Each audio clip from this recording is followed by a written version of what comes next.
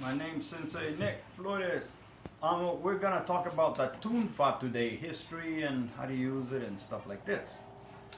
Okay, this is a TUFA.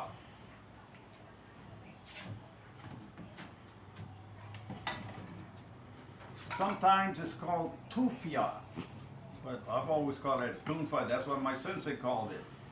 It looks like this, like that, and it's square. This is so break bones when you hit like that.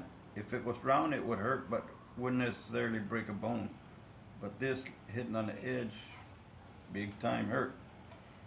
Okay, first, the originally was they had like a stone mill, like a blender.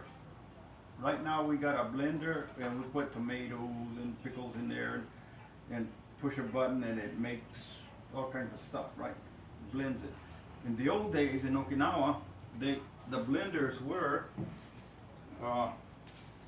they had like two rocks, a round rock like that.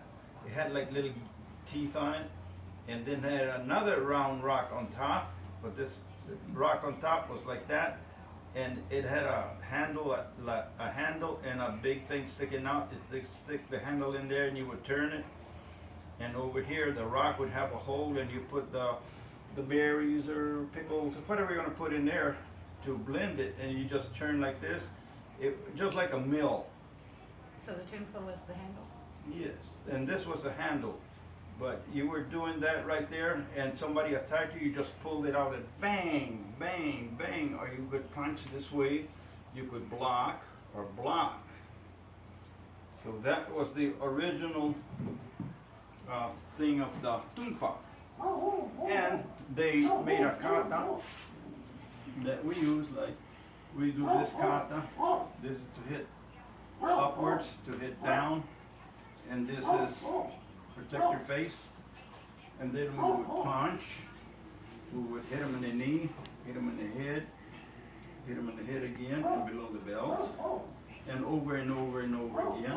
We do that, and we would block like this also, and you would spin around this way, just spin around and block, and the spin around would be just you go real fast, you turn like that, and keep your eyes open, and your brain records everything that's there.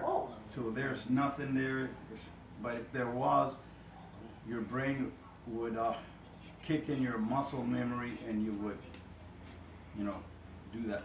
So the ways to use a TUFA is punch like this. You hit with this part right here, or you can hit down like this, break somebody's wrist, or hit up, break somebody's knee this way, okay? Or hit them down on this way with a flat part. So you can like this. If you hit with a flat part, it hurt like crazy, and they can't use that arm. But you wouldn't do real serious damage. This way, on an angle, you can do serious damage because it'll break the bone with the corner. And they would punch this way also. And we had blocks like this, or blocks like this, a chudanuke, or a block this way. They had many different ways, and of course you learn to step, and you learn to turn to defend yourself. And that is the story about the TUFA. I learned this in Okinawa, and I thought they were ugly, because they look so ugly, and I didn't want to do them, but my sensei made me do them. Well, I never questioned them, but I just didn't like them. But they saved my life one time. Somebody broke into my house, wanted to kill everybody, so I did short work with them. And that was the end of his story. Okay, thank you very much.